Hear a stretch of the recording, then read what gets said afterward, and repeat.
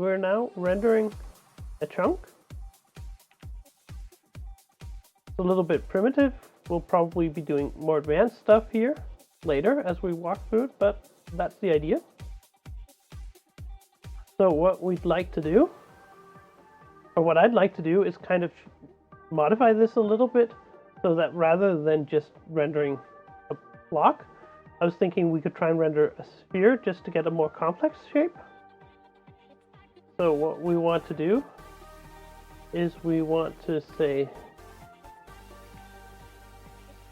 and this is where it gets a little bit annoying. This is where we need to remember to do floating point math.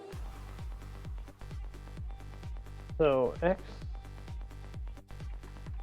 So what we're going to do is we are going to say x divided by size half, and we're going to do that floating point.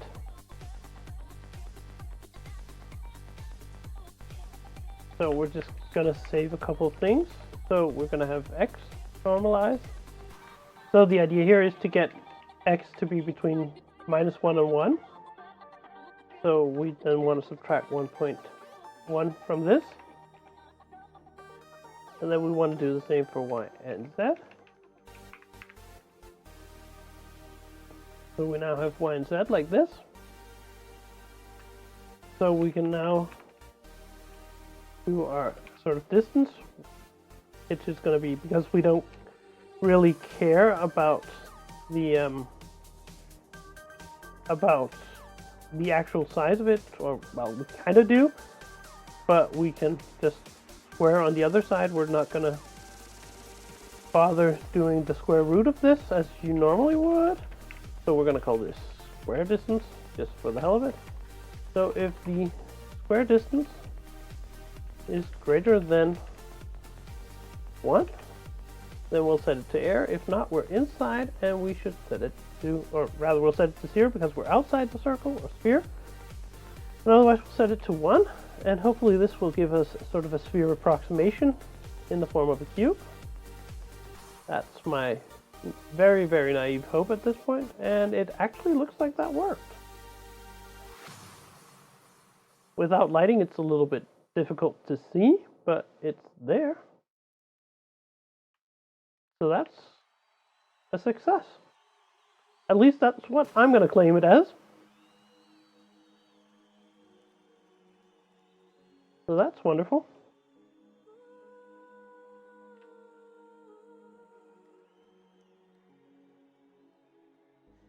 Now we are going to try and sort of, right now we create the chunk renderer for every single chunk, which is probably, or we do that on every, no we don't, we do that in the main loop, which is probably a bad idea. So we should move these out.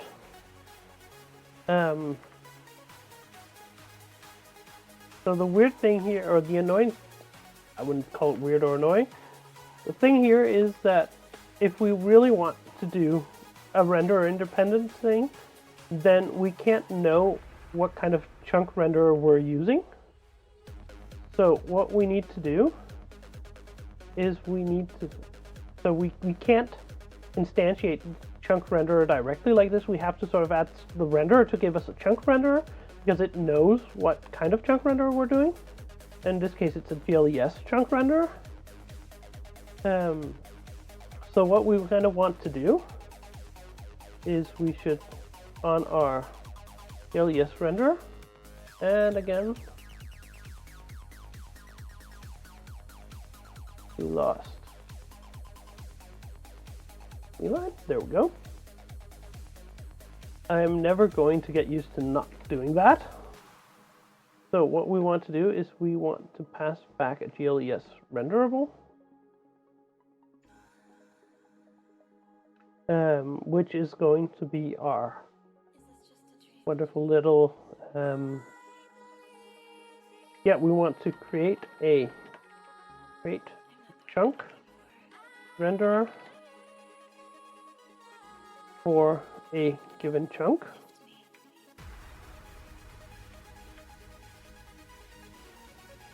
So what we want to do is we want to make sure that our GLES renderer remembers what these chunks are. So what we're going to do is we are going to have a map, or an unordered map.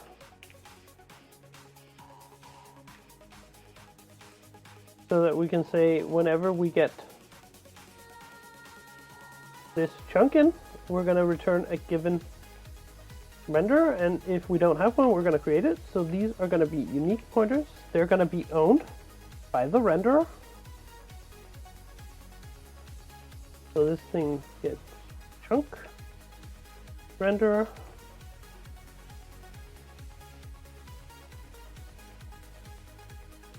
like thus.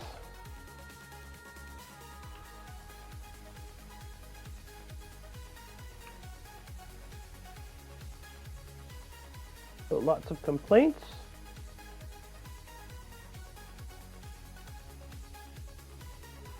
Okay, rather than including that, we should be able to just forward declare it. I at least hope. Because there should be nowhere where it actually needs that. So nothing called an unordered map. So include unordered map.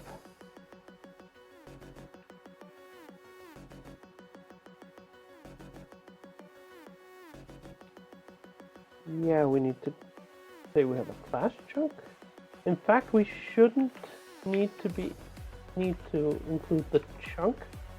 We should just be able to say we have something called a chunk. And again, my ability to spell chunk is impressively poor. Type ID cannot have a name. Yeah, of course.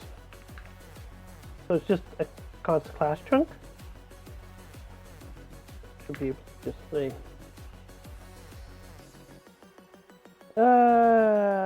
okay, so I can't hash that, so we're going to look at pointers. I can hash pointers. Default delete cannot delete incomplete type. So I need to know what a chunk renderer is. And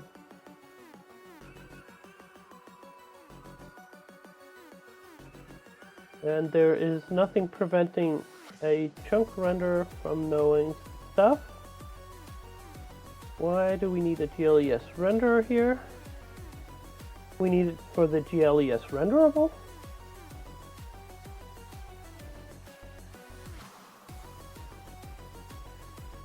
So we should probably split that into its own file.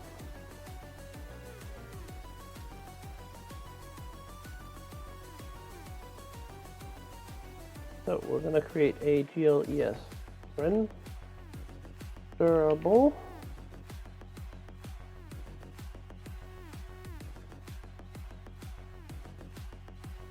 And we're going to move this out.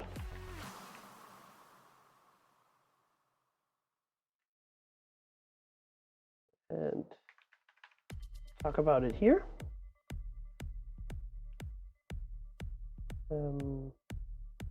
So yeah, glint is from gles2 / gl2.h.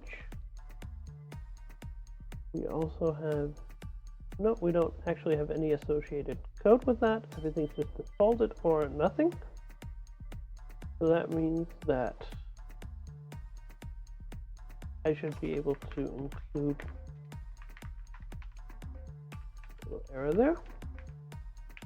So include a chunk renderer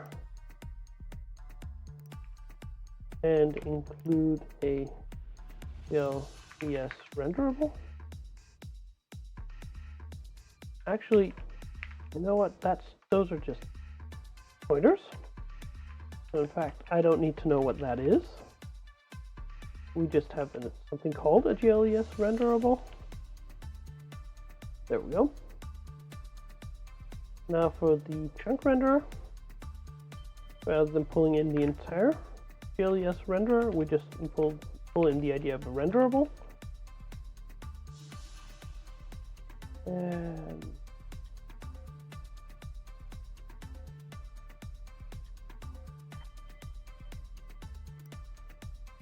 we need to include vector. So it links now.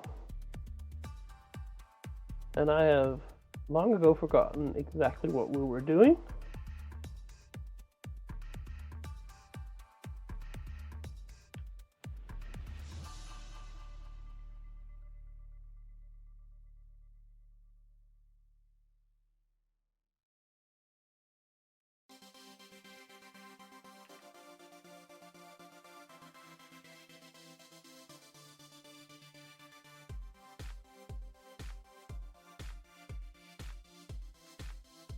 So we still have this wonderful little sphere here.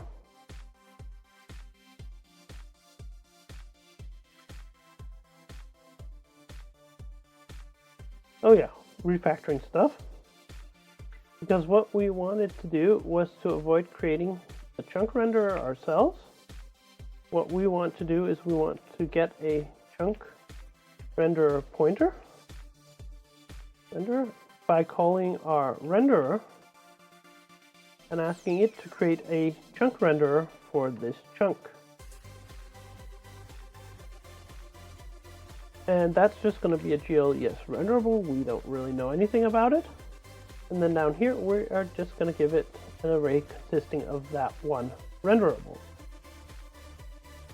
So now we know nothing about this create chunk renderer function. Luckily, it's relatively easy to implement. So what we want to do is we want to go for the create chunk renderer here, and what we do is we try and look up. So we try and get the renderable by looking up in our chunk renderers. We want to find something that will be able to render this chunk.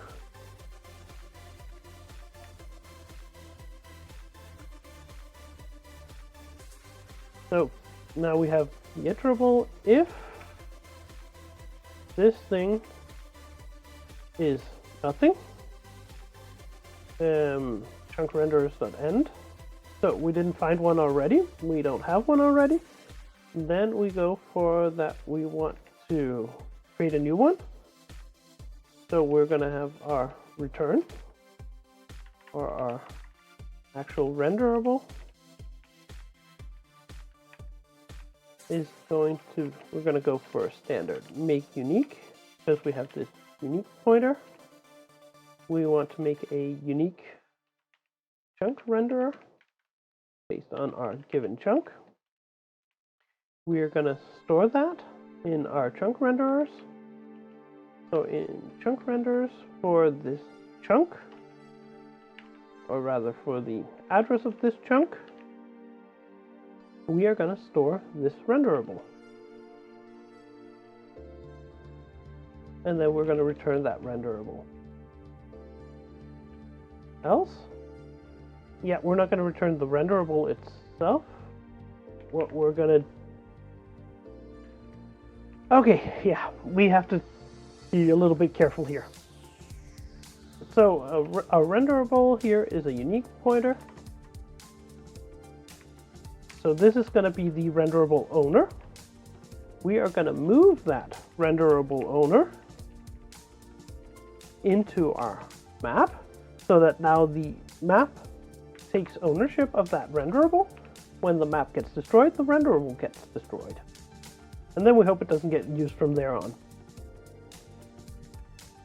So, given that,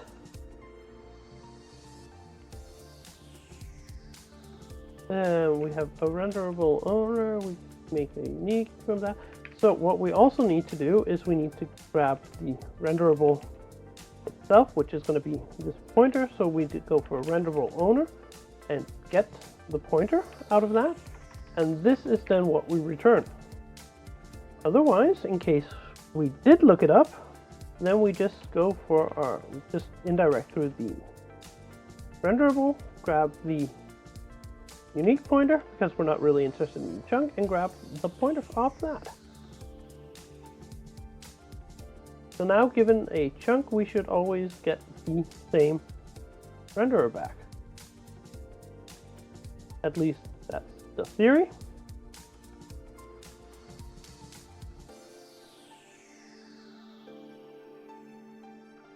I mean, good thing is now we're only printing the number of vertices and indices once, so that indicates that we're reusing our chunk renderer, which is kind of cheap because it shouldn't be doing that because we're technically generating a new chunk, but we're so lucky or unlucky, depending on how you look at it, that it continuously generates at the exact same address.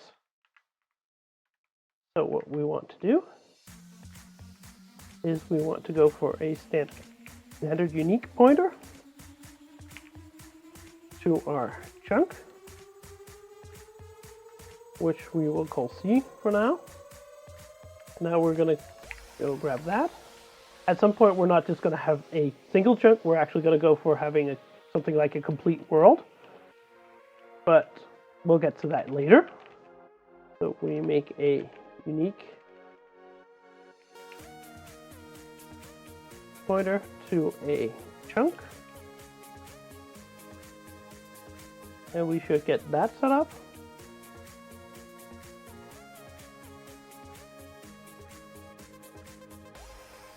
I think we're going to go for moving the camera a little bit in a moment.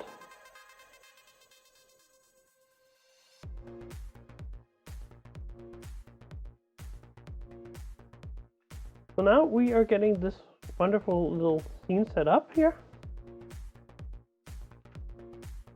Now, if we want to be a little bit pedantic about our sphere, we're not doing it quite right. And it's kind of annoying me. So when we're doing this, we should actually add 0.5 to our coordinates because otherwise we're only looking at one corner of them. Because we'll run x from -8 to 7. Now we run it from -7.5 to 7.5. So we get the kind of symmetry we want. So hopefully this should look a little bit more even.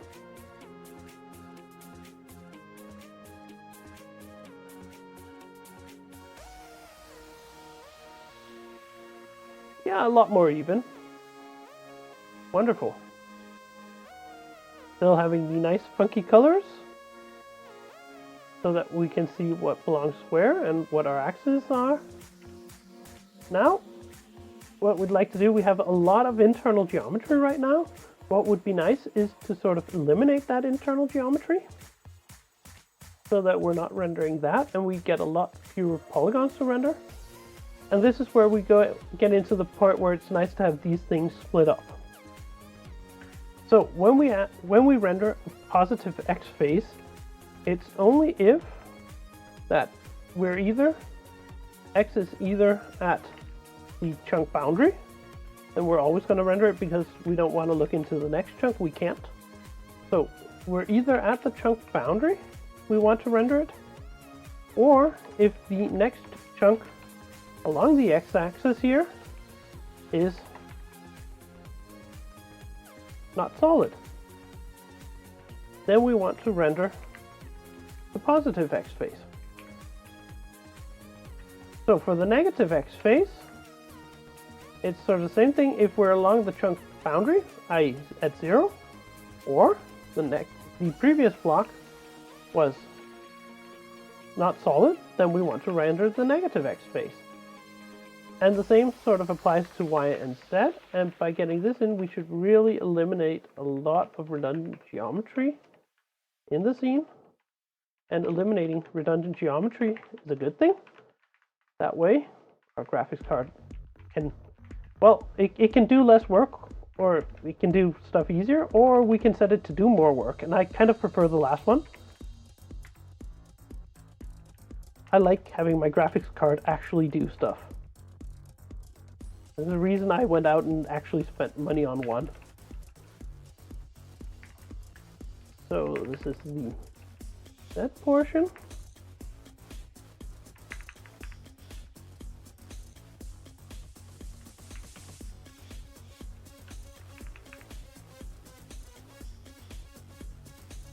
Try that again.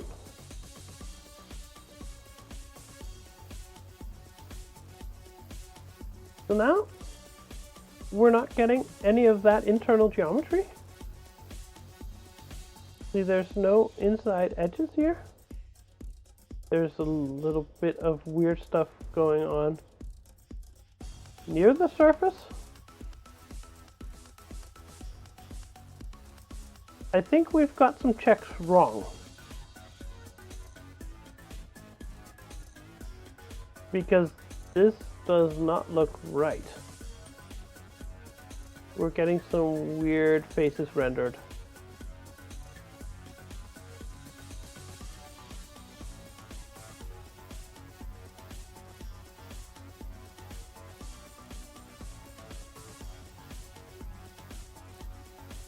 I mean, it looks like there's a hole into the sphere here, which there should not be. So it looks like we're sort of missing some what do you call them? Faces here. And this is, let's see, we're getting, so this is all positive. This has blue and green positive.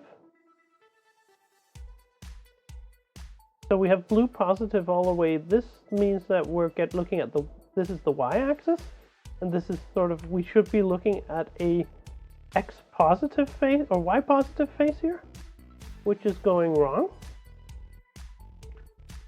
So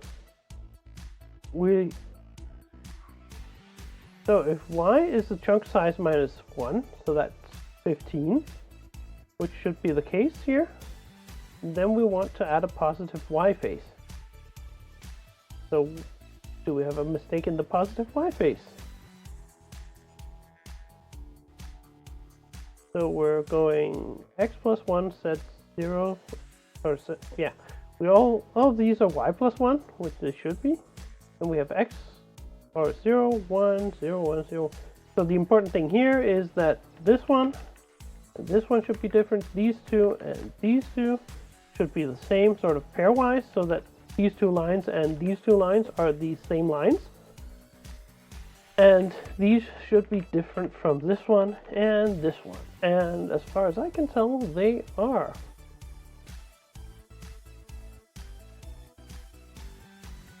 So what's going on here?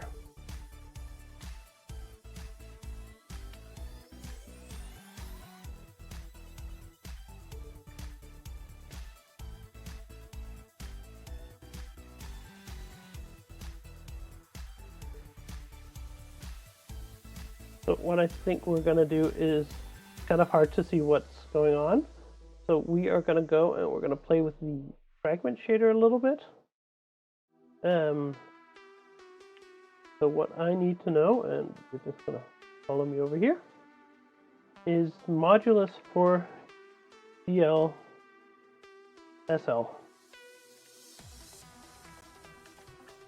See if we can sort of get it to do the color modulus. So yeah, looks like it can be done.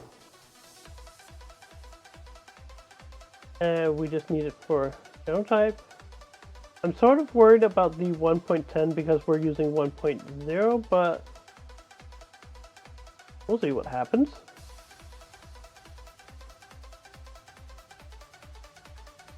So let's just jump back here and say I want this.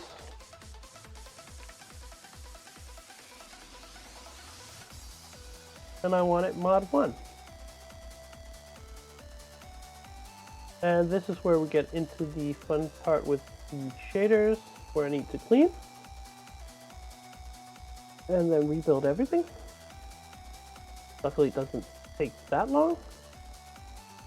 So mod, no matching overloaded function found. For those who can't see it, I'm glad we're printing out the arrows from the shader compiler, because that made life a lot easier all of a sudden. So, yeah, that doesn't exist.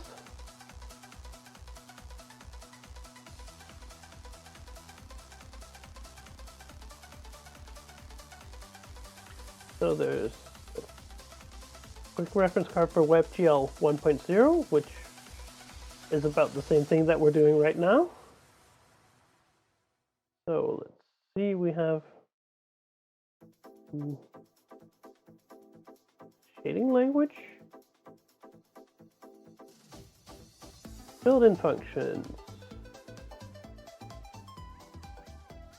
I'm seeing it here.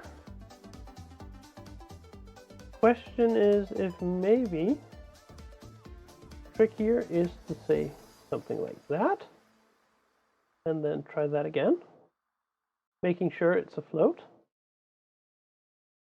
rather than it maybe assuming that it's an integer.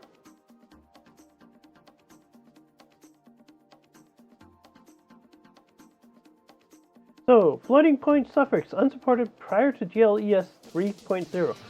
Yeah. So we're going to try and pull off the floating point suffix and see what happens instead.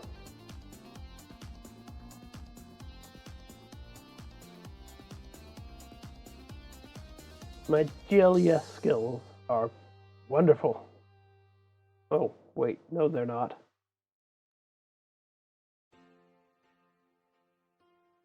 So, let's see what happens this time. Oh, we get, okay. So, what we can see immediately is that we're getting a lot of Z fighting.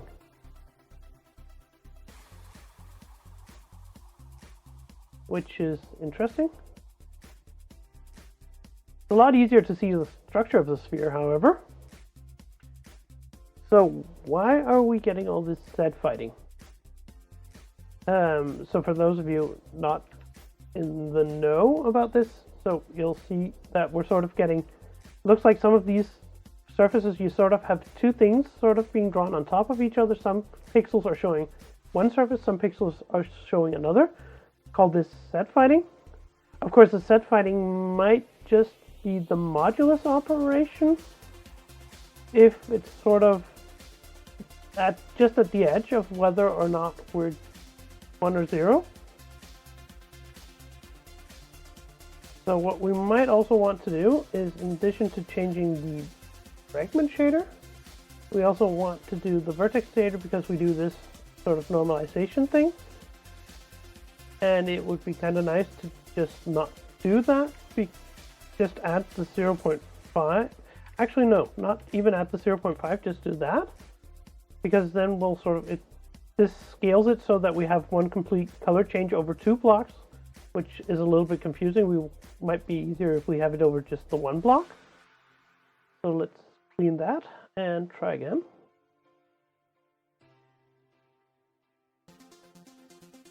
Let's see what happens now.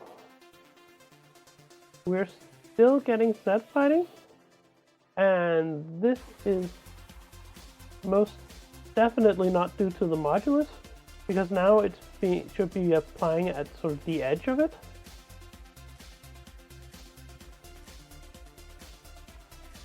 Or is it?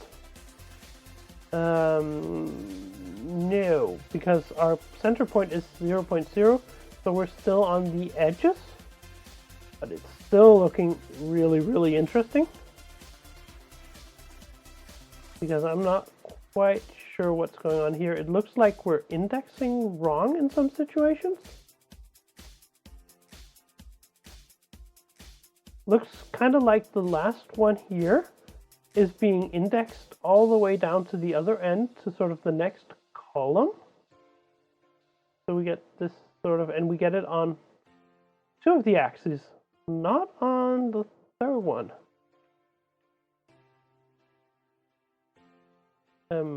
That's interesting. Let's just try and go through all of this. So it's only along one of the axes we're getting it wrong.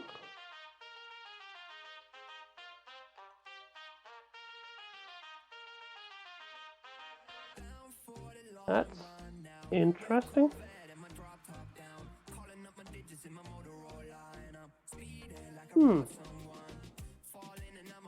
probably doing something wrong in the indexing of these. So in our chunk render, when we built the vertex buffer, yeah, this is the problem. We're only multiplying by chunk plus size. We need it one bigger because we're working both along the X, or because we're working on the edges of the chunks, not on the chunks themselves. So we have, again, one more edge than we have chunk. So this is sort of a problem on the indices. We probably got the same thing when we're generating here, where we're just using the chunk size. So we need chunk size plus 1. So what we're going to do is we're going to go for a search and replace, because this is going to be a lot of places in this file. I should probably factor this out as a constant. So for the chunk renderer, we are going to have a static const expression size t edges, which is going to be the same as the number or the size of a chunk plus 1. So we just kill this off a little bit. Then, yeah, this is where I'm going to change this, because it's going to be a lot easier to read if we do it compared to the number of edges. So instead of chunk the size, I want to use edges. I did call it edges, right? Yes, I did. I didn't spell it right, but we'll get back to that in a moment. There we go. So we want to correct that all through here and down here, and I'm going to need to go back and just correct this, because now we don't need to think about the plus minus 1 part. But we also want to replace that. Ah, the wonders of copy paste.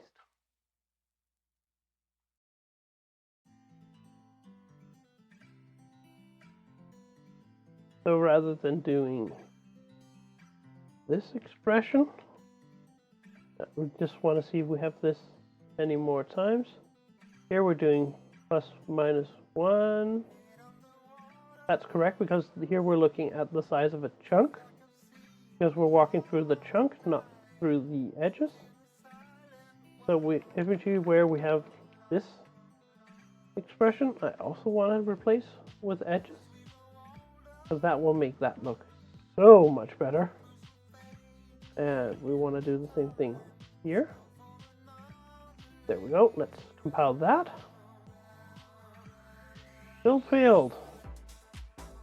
Use of an undeclared oh. Because technically we're outside the scope of the chunk renderer while we're declaring the type. So we have to just tell it what it is.